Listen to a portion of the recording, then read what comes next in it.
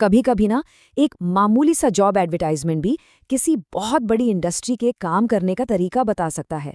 तो आज हम एक ऐसे ही विज्ञापन को डिकोड करने वाले हैं जो हमें मॉडर्न माइनिंग के कमांड सेंटर तक ले जाएगा। और इसी बहाने हम समझेंगे एक बहुत ही ज़रूरी रोल के बारे में जिसे कहते हैं साइट कोऑर्डिनेटर। अच्छा, माइनिंग का नाम सुनते ही क्या ख्याल आता है? विशालकाय मशीनें, मीलों गहरी खदानें, है ना? ये एक बहुत ही बड़ा ऑपरेशन होता है जो अक्सर दूर दराज के इलाकों में फैला होता है। हर साइट पर दर्जनों मशीनें और सैकड़ों लोग काम कर रहे होते हैं। तो यहाँ एक बहुत बेसिक सा सवाल उठता है, इतने बड़े और बिखरे हुए ऑपरेशन को कोई एक साथ मैनेज कैसे करता है? तो यही वो चुनौती है जिसे हम आज समझने की कोशिश करेंगे।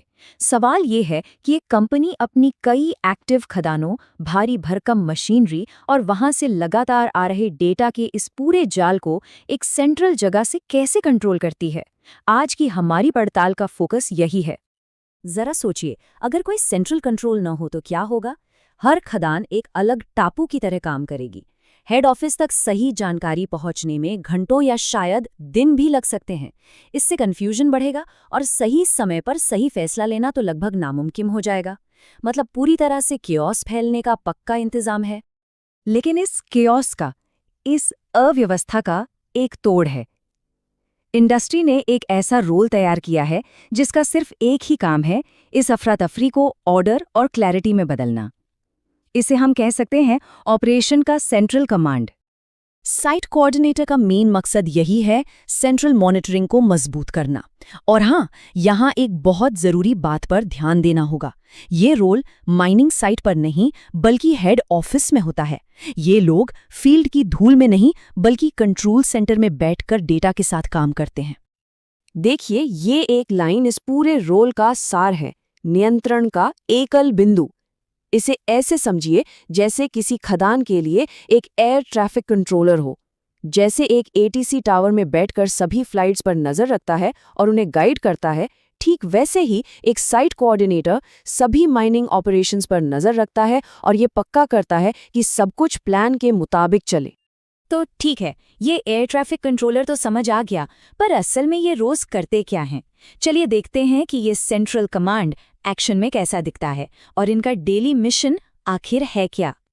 अब मजे की बात यह है कि ये कोई वन वे स्ट्रीट नहीं है कि बस डेटा लिया और भेज दिया। नहीं, ये एक पूरा एक्टिव साइकिल है। कोऑर्डिनेटर सिर्फ जानकारी इकट्ठा नहीं करता, वो जानकारी को लेता है, उसे ऑर्गेनाइज करता है, एनालाइज करता है और फिर मैनेजमेंट तक पहुंचाता है ताकि सही समय पर सही फैसले लिए जा सकें। ये एक पहिया है जो लगातार घूमता रहता है। और देखिए, इस एक रोल से कितना बड़ा फर्क पड़ता है। बिना कोऑर्डिनेटर के जानकारी अलग अलग हिस्सों में फंसी रह जाती है और प्रॉब्लम होने के बाद ही उस पर ध्यान दिया जाता है। लेकिन एक कोऑर्डिनेटर के साथ सारा डेटा एक जगह होता है, मॉनिटरिंग प्रोएक्टिव होती है और फैसले समय पर लिए जाते हैं। जाहिर है, इतना ज़रूरी मिशन है तो इसे पूरा करने के लिए कुछ खास स्किल्स और क्वालिफिकेशंस भी चाहिए होंगी। तो आइए इस कोऑर्डिनेटर के टूल किट पर एक नज़र डालते हैं। इस रोल में ना दो अलग अलग दुनियाओं में महारत चाहिए। एक तरफ है नंबर्स और डेटा की दुनिया, यानी MIS मतलब मैनेजमेंट इंफॉर्मेशन सिस्टम और शिफ्ट वाइज रिपोर्टिंग। और दूसरी तरफ है लोगों की दुनिया, यानी कोऑर्डिनेशन और कम्युनिकेशन। इसका मतलब उन्हें डेटा और लोग दोनों की भाषा अच्छे से समझनी पड़ती है। विज्ञापन से हमें कुछ और ठोस जानकारी भी मिलती है। ये पद हैदराबाद के जुबली हिल्स में है और इसके लिए माइनिंग में डिप्लोमा या बीटेक जैसी टेक्निकल बैकग्राउंड की ज़रूरत है। इससे साफ पता चलता है कि इस रोल के लिए इंडस्ट्री की गहरी समझ होना कितना ज़रूरी है। और हाँ, इस अहम जिम्मेदारी के लिए सैलरी भी बताई गई है, जो है 35,000 से 40,000 रुपये प्रति माह। ये इस पद की अहमियत को भी दिखाता है। तो हमने देख लिया कि ये रोल क्या है और कैसे काम करता है, पर अब आते हैं सबसे बड़े सवाल पर, क्यों? आखिर इस सब का असल मतलब क्या है?